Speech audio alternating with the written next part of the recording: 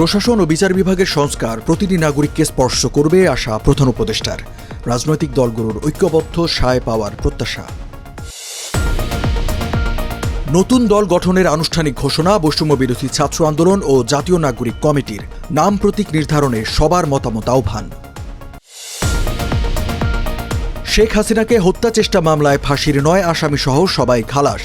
আদালত চত্বরে সাংবাদিকদের ওপর হামলা।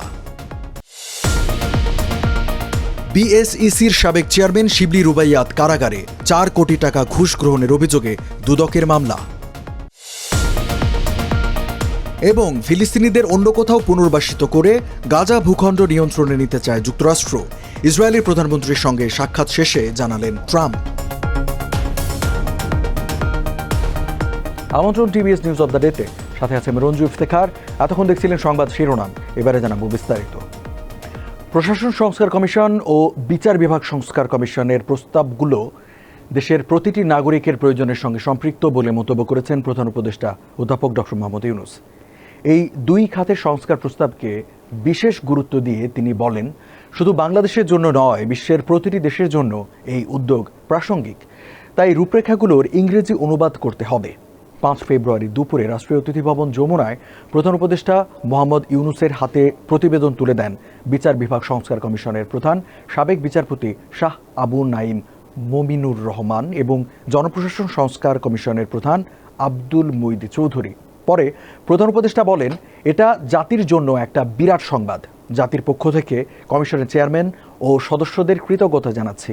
নেহাত সৌজন্যমূলকভাবে বলছি না, রাজনৈতিক দলগুলোর ঐক্যবদ্ধ সায় পেলে কিছু সংস্কার প্রস্তাব বাস্তবায়ন করে যাওয়ার ইচ্ছাও প্রকাশ করেন প্রধান উপদেষ্টা। জুলাই গণ অভ্যুত্থানের নেতৃত্ব দেওয়া বৈষম্য বিরোধী ছাত্র আন্দোলন এবং অভ্যুত্থানের পর গঠিত জাতীয় নাগরিক কমিটি নতুন রাজনৈতিক দল গঠনের ঘোষণা দিয়েছে। সেই সঙ্গে দলের নাম ও প্রতীক নির্ধারণে সর্বস্তরের মানুষের মতামত সংগ্রহের উদ্যোগ নিয়েছে সংগঠন দুটি।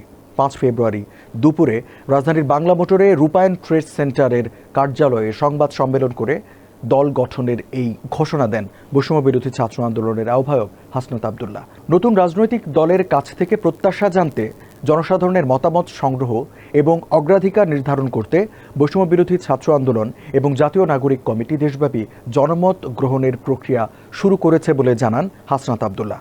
নতুন দলটি শুধুমাত্র কিছু মানুষের নয়, অনেকের কণ্ঠস্বর হতে প্রতিশ্রুতিবদ্ধ বলে জানান বৈষম্য বিরোধী আন্দোলনের আহ্বায়ক।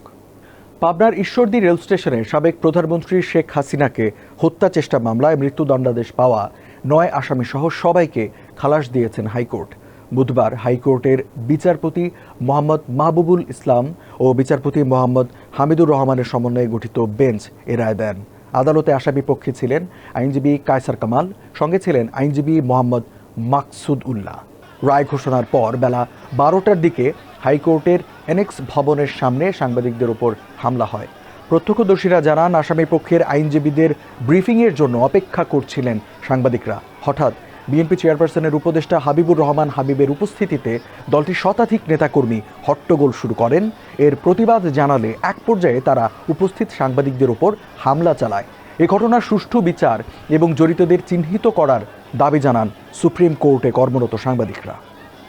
দুর্নীতি দমন কমিশন দুদকের মামলায় পুঁজিবাজার নিয়ন্ত্রক সংস্থা বাংলাদেশ সিকিউরিটিজ অ্যান্ড এক্সচেঞ্জ কমিশনের সাবেক চেয়ারম্যান শিবলি রুবাইয়াত ইসলাম ও ঠিকাদারি প্রতিষ্ঠান ম্যাক্স গ্রুপের চেয়ারম্যান ইঞ্জিনিয়ার গোলাম মোহাম্মদ আলমগীরকে কারাগারে পাঠিয়েছেন আদালত। 5 ফেব্রুয়ারি ঢাকা মহানগর দায়রা জজ মোহাম্মদ জাকির হোসেন গালিবের আদালত এই আদেশ দেন। একই সঙ্গে রিমান্ড শুনানির জন্য আগামীকাল বৃহস্পতিবার দিন ধার্য করা হয়েছে। আদালত সূত্রে জানা গেছে, তাদের পৃথক 2 মামলায় গ্রেপ্তার দেখিয়ে আদালতে হাজির করা হয়। এর আগে বুধবার দুদকের উপপরিচালক মোহাম্মদ মাসুদুর রহমান বাদী হয়ে শিবলি রুবাইয়াত সহ 6 জনের বিরুদ্ধে মামলা করেন। এজাহার সূত্রে জানা যায়, ভুয়া বাড়ি ভাড়া চুক্তিনামা দেখিয়ে আসামি শিবলি রুবাইয়াত ইসলাম 1,92,00,000 টাকা বা প্রায় $2,26,308 ঘুষ গ্রহণ করে এবং ভুয়া পণ্য বিক্রয় চুক্তি দেখিয়ে পণ্য রপ্তানির কৌশলে 1,84,28,820 টাকা সহ 3,76,29,29,000 টাকা ঘুষ গ্রহণ করেন। ফিলিস্তিনিদের অন্যত্র পুনর্বাসিত করার পর যুদ্ধবিধ্বস্ত গাজা উপত্যকার নিয়ন্ত্রণ নিতে চান যুক্তরাষ্ট্রের প্রেসিডেন্ট ডোনাল্ড ট্রাম্প। যুক্তরাষ্ট্র সফররত ইসরায়েলের প্রধানমন্ত্রী বেনিয়ামিন নেতানিয়াহুর সঙ্গে 4 ফেব্রুয়ারি এক যৌথ সংবাদ সম্মেলনে ট্রাম্প এই পরিকল্পনার ঘোষণা দেন।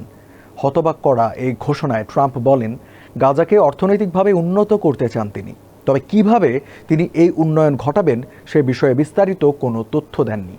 এই পরিকল্পনা ঘোষণার কয়েকদিন আগে ট্রাম্প সেখানকার ফিলিস্তিনিদের স্থায়ীভাবে প্রতিবেশী দেশগুলোতে পুনর্বাসন করার প্রস্তাব দেন। ছোট্ট এই উপত্যকাকে ধ্বংসস্থল বলে আখ্যা দেন। দর্শক, এই ছিল আজকে টিভিএস নিউজ অব দ্য ডেতে। এতক্ষণ সাথে থাকার জন্য ধন্যবাদ সবাইকে।